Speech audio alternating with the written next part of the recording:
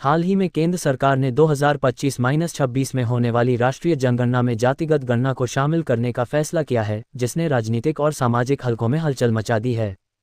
इस बार खास बात यह है कि हिंदू समुदाय के साथ साथ मुस्लिम समुदाय की जातियों की भी गणना की जाएगी।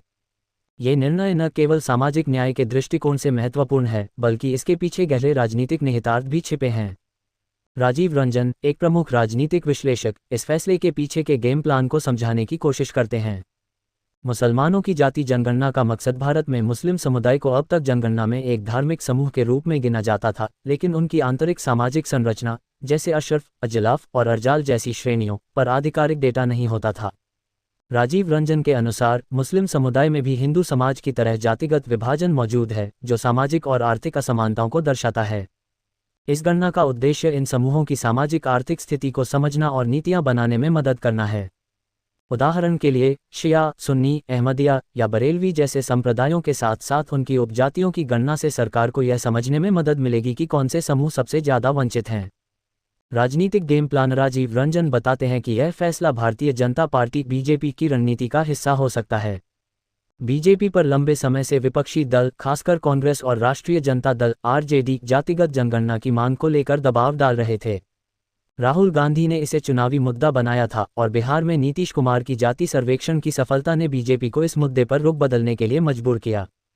रंजन के अनुसार बीजेपी ने इस फैसले से विपक्ष के हाथ से एक बड़ा हथियार छीन लिया है। साथ ही मुस्लिम समुदाय की जातिगत गणना को शामिल करके बीजेपी ये संदेश देना चाहती है कि वह सभी समुदायों के कल्याण के लिए प्रतिबद्ध है, जिससे वह मुस्लिम मतदाताओं के बीच भी अपनी पैठ बना सके। चुनौतियां और विवाद। हालांकि इस कदम के सामने कई चुनौतियां हैं। राजीव रंजन चेताते हैं कि मुस्लिम समुदाय में जातिगत पहचान को लेकर एकरूपता नहीं है और कुछ समूह इसे धार्मिक एकता के खिलाफ मान सकते हैं। इसके अलावा डेटा संग्रह की प्रक्रिया में पारदर्शिता और तकनीकी सटीकता सुनिश्चित करना एक बड़ी चुनौती होगी।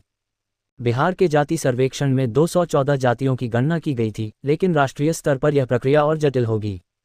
साथ ही कुछ लोग इसे हिंदुत्व के व्यापक एजेंडे को कमजोर करने की कोशिश के रूप में देख सकते हैं, जिससे बीजेपी के कोर वोटरों में नाराजगी हो सकती है। संभावित प्रभाव। रंजन का मानना है कि यह गणना सामाजिक न्याय के लिए एक क्रांतिकारी कदम हो सकता है, क्योंकि यह वंचित मुस्लिम समूहों को आरक्षण और अन्य लाभों का रास्ता खोल सकता है।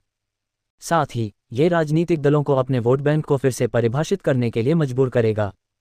हालांकि इसका दुरुपयोग भी हो सकता है, जैसा कि आरजेडी नेता मनोज झा ने चेतावनी दी है कि इसे उपकरण के रूप में इस्तेमाल नहीं करना चाहिए।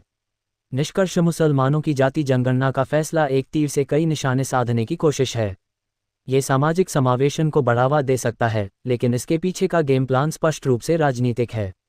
राजीव रंजन का मानना है कि इस कदम का असली प्रभाव 2026 में जनगणना के आंकड़े प्रकाशित होने और आगामी चुनावों में ही दिखेगा।